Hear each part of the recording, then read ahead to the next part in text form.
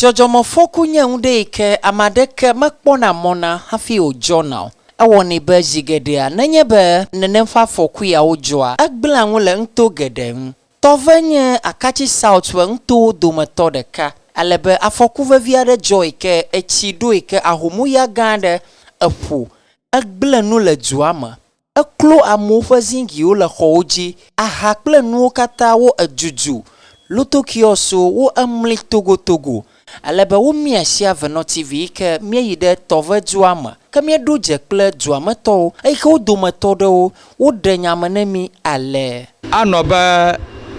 ga de kaina de ga eve mafia aya sasar ko ado Torve. I wado Torve na ma in fact nyame no chita fmera. Ache mala chia da shi aka che be hokple ekra. Ma kpodu mo no. Mo vudu wa gra ko mafia le. Ala bana macho mo ma do hier voda agodogo ma nyaw. Ima wa gra monu togbo la fi. Monu togbo ma dadan kro.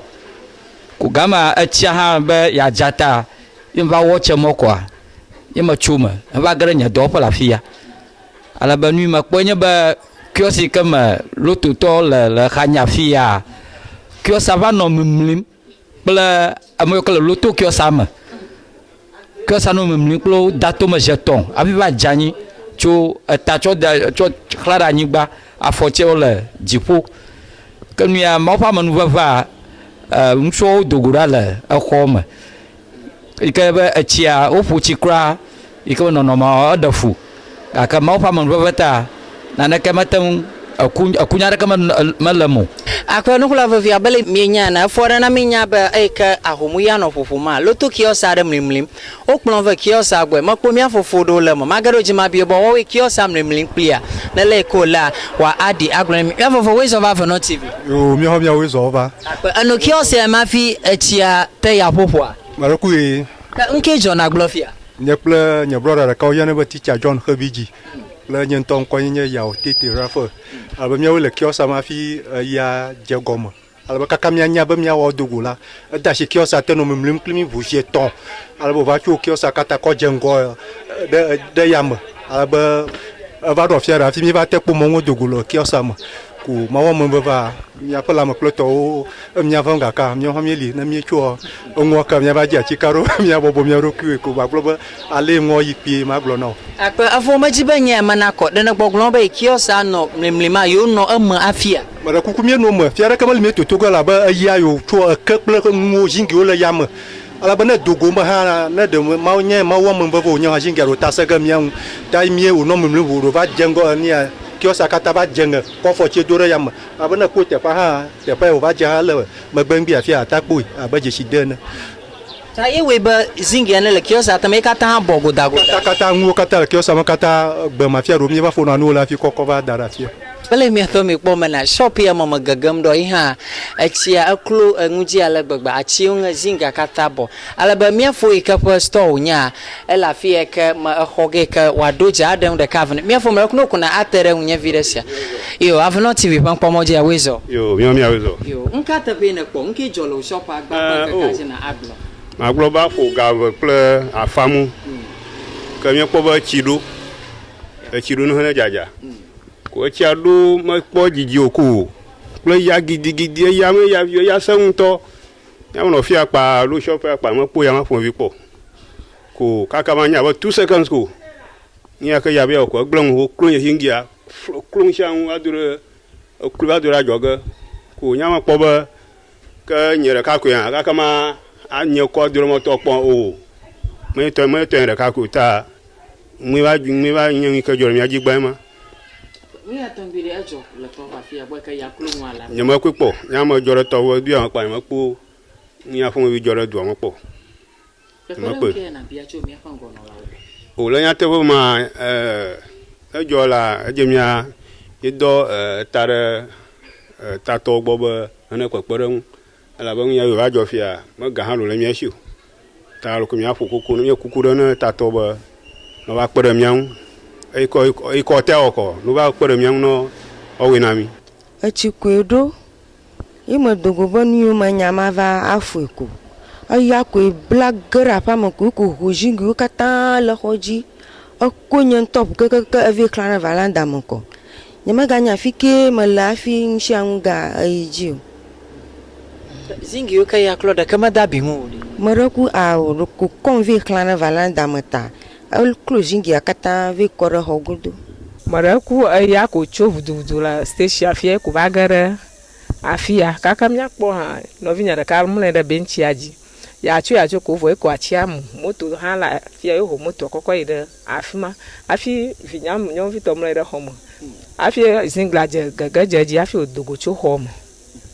Vi nyon vito mule da homo afi zinga te gege. Zinga mada bingu. Ah o mada bingu. Ta akho ya kpomi le zingle kataji echi ya po ya eklo katala. Eklo kata. Nan aya ya tongbi fo po e kemia po khwa zingi klo le jikwa lo khaye nye jigbanto. Nye jigbanto. Abema gblɔ ko nye be aleke ya tso eya ɖefu enye nyi ke ne ɖefu kpãtɔ eya ƒe gɔmedzedzea eya ƒo le gbogbo be ŋatsiwo emuxɔ exɔ ɖo kra woŋe gake to mawo ƒe ameveve ma ame ɖeke mete ŋtsi mu ta ma gblɔ be míada akpe ɖe ema ta be ame ɖeke metsi mu aneme ŋɔdzɔ ma matsi gbogbo ɖo kpɔ mafia be yiwo tsɔ la wa be le ke ko ne ma ɖe gbɔna kama ƒe na medzi be na ako ŋtsi ne miatɔwo sa tsi ko ɖe eya gudungi agbegbe ɔme ɖe ko eya gudungi nenema ame ɖeke mesa tsi o ame ɖeke mesa tsi o ta ya ame nɔ ƒom kple mi fifia fia nyanye ŋutɔ nye ƒe ŋkɔ nye semɔdzi gbogbo nyateƒe tome le ne mi nyame le teƒe afi eŋua dzɔ ta menye akamelawoe va sa tsia wanye be akame ƒe yi o eya ke ƒoa ye ƒe ŋgble ƒe nye ya ta eya ngi ne ma yo jola mi hia ge ne kpekpe ɖe ŋu anya ɖe le asi o na gblɔ ne miaƒe ŋgɔnɔla wa ɖe dzɔgbevia ya dzɔ ɖe mia dzi to woƒe kpekpe ɖe ŋu berekui enya ke le ma gblɔ no ko nye be wontɔ no kpo ngia enye ngi ke ne ɖe fu exɔ dɔdɔ me katã wo gble exɔ gble ya gble xɔ zingo katã flo exɔ ye ke le ga mu ko wo mu la mu ya fia zan dodo ge fia fi ke dɔ ga mo le ha enye kuxe enye nga ɖe ma gblɔ be wontɔ no kpo ngia ke ne dzɔ no kpe no nye ngi ke no wɔ kaba to kuku ɖe me ne amona ta kpo dɔƒe mieli nyama alasum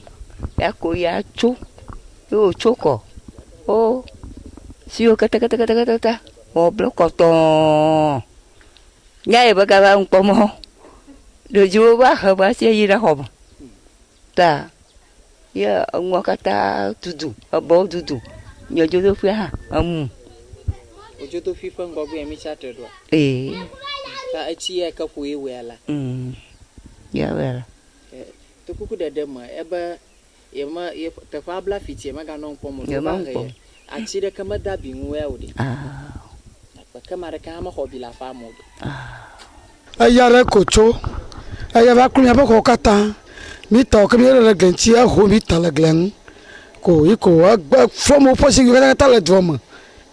aglen la ma de mo awo ma wu marake o aka kunya pa ko agba ko ni mi a closing gio a ko bo ko jini mi chi ya ko livo akube de vio le wa pa ma fun de vio kata ye ya popon de fike de via no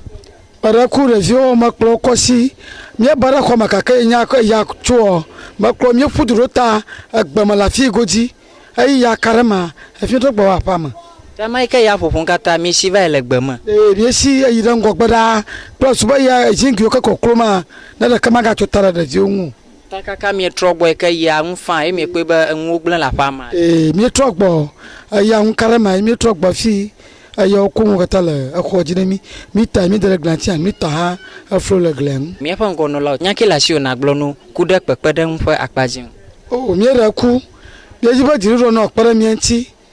plus ba maraka ma ku kakale ke mi ti livoe mi ta won flia o akpara mi anti doko mi kpo ba chivado achi ado manya chivi crown ko sara ko doko mi kpo ba ya lot of chofi goji popon gbona ko nyama ba ko nyo na no modoro kploji ama ba ko ngora si mama daddy ko ma ba fika mo ko wan ne fi ama ga dedi ya won da daddy von mo gbo ko nya shikpi o nya plastic yo kata o gorom ojojom nya sister ha do shire gbonya fi ya ko lo tokyo si ko mi kpo ba ami mi tof mbera goji na anya ki ajojom ha Anwo kata ne nwo kata kaka nwo gba biskito o ya ko dwe ya to we va foro ko venam ko anwo mara kama sagomo na me nwo jogba nyama nyake la shona gbo na mi apa ngono lawo ana ofa pepede do ko pepegado mi ala bele ko nwo va jogba afova mi apa nwo gblan o kaka ta ahia ba o kpada mi anchi mi de kukunu no kpada mi anchi le dzumeviwo ƒe numedede na mi vɔ megbe a míete ɖe tɔgbi yi ke ne le dua me yi ke nye dzufia ŋuti yi ke yi hã ɖe yiƒe seselelãme egblɔ tso enudzɔdzɔa ŋu ale. Ŋkɔdze nye tɔgbi ahɔdzi enelia dzufia ne Torve. Le nyateƒe me egbe ƒe nukeke nye nukeke magblɔ be nye dzɔgbovi ŋkeke aɖe na mi. Labe in fact mi mekpɔ nu ya le kpɔ haɖe o. Tsia ƒe ɖoɖo kpɔtɔtɔa eƒo ya sugbɔ. Le be miantɔ mi va dɔ mi kpɔe enu geɖe gblẽ exɔwo klo atiwo mu lati ka ɖewo tso kpɔtɔtɔ katã ko nu ya va nye tete ɖe anyi ne mia edua blibo eya ta ko mi do ta flatsi ne dziɖuɖua be ne ge ɖe me na mi abe ne kpɔe amewo ƒe xɔ ɖewo klo kpɔtɔtɔwo efi ŋkrɔ fi ɖewo kura ame ɖewo dɔgba ŋu na ketsɔ hã enye ŋusẽ do ŋu ate mi koko ƒo be no ge ɖe me na ɖu mɔ kpɔtɔtɔ ka no ge ɖe me ne kpekpeɖeŋu aɖe lia no na mi. Tɔgbi ye nene ƒe ŋui adzɔ ɖe ɖo va ɖo gbɔ abe dzufia ne be ma ɖe xɔ bi alo dzɔgbevia ɖe dzɔ ɖe ma ɖe dzi to nene ƒe ŋui me. O le nyateƒe me nye mese nya ɖeke nenema o be ame ɖe xɔ bi kple nu ma nye mesi o ke xɔ ƒuƒlu kple atsi sese kple light ƒe lana ƒe tsotsoa wɔku nye nu yi ke ɖo gbɔ nye. Akpe bobutɔ bena ɖe hiãfɔ ye nye sɔƒe amenɔla ne Akatsi South nenema ke bobutɔ Martin Kofi tse nya he nye MC nya ke ele asi wona gblɔ ne ŋutoa dzikpɔla wɔme eve ya. Akpe metaflatsi dom ne bubutɔ bena ɖe hiãfɔ ampi na Akatsi South kple miaƒe mɔmefia MC Kofi tse nya he be nyateƒe nu yi dzɔ gba ɖe eɖe fu ke dokumenta flatsi dom no ge ɖe me na mi wontɔ nya nane ke mele afi ɖeke gobi ke miate ŋu atsɔ akɔ ɖo wɔnɔ katã ɖo ata no ge ne alododo ɖe lia nɔ kpɔm efi nkura ame ɖo klɔfi wɔtɔ gba ŋu na ketsɔ mo gbedo ŋgɔgbe efu ɖege mi honya mia anɔ round si miakɔ nu ka miawɔ akɔ support amawe kake no ge ɖe me na mi ƒe be mia aɖo wɔna yawo ɖo. Nenema ke miedogo nadmo alo dzodɔwɔ yi ke ne kpɔna dzɔdzɔmefɔkunyawo gbɔ ƒe amegã kple iƒe dɔwɔvi aɖewo hã le Torve dua me aƒetɔ Oklu Egos ye hã ɖe ŋume ne mi ale be kpekpeɖeŋu yiwo ke nenye be ŋu ya dzɔ edzuwo kpɔna tso yiwo gbɔa wo dometɔ ɖewo nye ye oƒo ŋu kple Avenɔ TV ale. Nudzɔdzɔ ke dzɔ nye enu makpɔmɔna aɖe yi ke dzɔ yi ke nye vevesese ne dzɔ la enye vevesese mío hã be edziɖuɖɔ ƒe ke kpɔna dzɔdzɔmefɔku ƒe nya dzi ne magbe be ɖoɖo yi ke le mia si nye ɖoɖo gbãtɔ nye be miakpɔ gbɔ be amewo ƒe dedinɔnɔ woakpɔ teƒe aɖe fia yi ke míyɔna be safe haven mi ke wɔ anɔ fifia yi ke be ne be eya ɖe gaƒo fia lo alo tsia ɖe fia woate ŋu kpɔ teƒe aɖe ke azɔ ta ɖo gbɔ ta ɖoɖo ma wɔwo dzi mi zɔ fifi le afia eye ke mi wɔ ɖoɖo ma vɔ miakɔ woƒe ŋutsotso gbɔ ame nenu nye nu ke gblẽ le ŋuti kple tɔmɔ míexɔ gbɔ ifia mi trɔ ge ɖe míaƒe tanɔƒa míawo hã tatɔ le mía si mía ane ripɔto kpɔra be nu ke atso míaƒe tatɔ gbɔ kpata na wo wotsɔ ko lé agbe ɖe asi fifia akɔ yina gbɔ hã yes neneme wòle nye ma tso ala yi ke nu yi ke gblẽ le amewo nu ye nu yi ke wòdze be anye woƒe gomekpɔkpɔ wokɔ ko lé agbe ɖe asia etso ŋudzɔdzɔ kple nu ke gbe le amewo ŋuti kpɔ ta menye na ɖeka lesi for instance afi ya amewo ƒe roofing sheetwo wɔwoe eflo eta etsɔ na ɖumeti na numeti gblɔ be exɔ gbãgãno etsɔ taflatsi fɛn so ne be miakpɔ be woƒe ŋunodziwo ɖe woƒe ŋumlodziwo ɖe woƒe tsilenuwo ɖe woƒe ŋuɖuɖuwo ɖe egblẽa ne be woƒe ŋuɖuɖuwo gbe ɖe ŋuɖuɖuwo ɖe le warehouse na mia ne be woƒe ŋumlodzi wɔwo gbe ɖe ŋumlodzi le warehouse na mia eta assessment ma wɔwɔ mi le fia ta ɖe end of the day ne mi wɔ assessment ma vɔ ye mia inform ge asin nu yiwo ke kpekpeɖeŋu ko dze mia na ke the most important one nye be mia make sure be woƒe agbe ele dedie hema ye mi wɔ gbɔ yes ma zi me kpɔ ya abe akme do Avenɔ Torve do va yina taflatsi woƒe edzimega ɖewo le woƒo yes na ɖum abe dziɖuɖu ƒe dɔwɔƒe abe megbe na mi le kpekpe ɖu le míaƒe edɔwɔnawo me eya ta tso heya dzia wo mia nkosega Torve kwenye teƒe gbãtɔ yi ke dzɔdzɔmefɔku ya dzɔ le ke mi ge ɖo alo etsa ŋutoro me yi ke nagblɔ. o hago ba matova ko ngoto ro nkura mi nyeno adeta nyo dolao ula fma fiflek me mpule fifia dolao ula fma logo kopa mia pa dolao la fma goji Akatsi tonton ha iha the parole affected mi re te parole St. Paul Hospital opposite yeah akoro fla fma goji mi pa training college at the time ya fma goji ya won to wo jagba anu shi tromle opa akwa eka aflunchi afi majo lo bo mi pa district assembly tonton ha iha assembly hola pak pare aflunya engineer onorowo na wo akpogbo afi majologbo mi ga ko yo be nuglebi iha tota chofia mi igere nglebi ha so magloba aya onaba le droma kwa lo yeah la kachi proper afi gere tovoko aso lena reji ta lena ka ju ozokro force ma mo gbeng le ka akorota nglebi Miaƒe nukpɔla vevio xeya nye eya yi ke ƒo yi ke egble ŋu Torve yi ke ne le Akatsi South Municipality enye mia nɔvi Sedem Timothy Hamilton ye hive na mi Avenɔ TV.